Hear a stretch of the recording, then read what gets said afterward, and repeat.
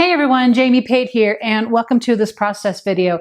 Okay, so I'm just going to jump in here real quick and chat at you for a minute, and then I'm going to speed up the process here. So if you follow along at all, you know that I'm using the storyline chapters inserts for this year's 2020 stories. And I have lots of content on my blog about this, jamiepate.com. If you are new, joining us here for the first time, be sure to check that out.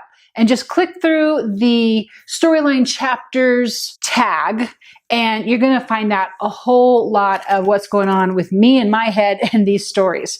So last week, I put out an IGTV that showed how this grid page came to pass. On this page, though, if you follow along and you kind of know my process a little bit, on this page is where I tell what I call the story.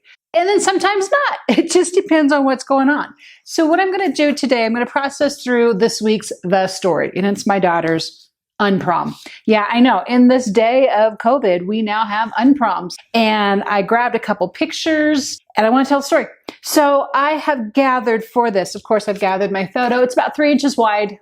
And I just let the natural sizing of the photo play into the height. So it's about 3 inches wide. I left a pretty wide border on it. I don't know. I might trim that down. We'll see.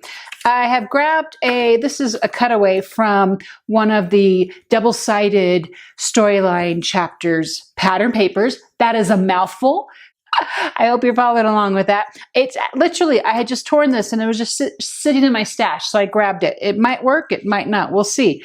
I just got a hold of these dies from Tim Holtz, and they are these, I'm trying to find a name for them. Just Mixed Media number 1. There you go.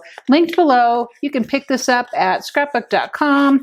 And this is great little corners. So I'm going to use this because I also wanted to use this. This is not little boxes like this says. Ignore that. This is the honeycomb. I'm going to use this honeycomb stencil to create a background. I'm probably going to be using a couple of things from the project pad. And I got my stamps and daubers, all my tools, and who knows what else is going to get thrown in here. So everything will be linked below. Please leave me your questions. And thank you so much for watching, and here we go.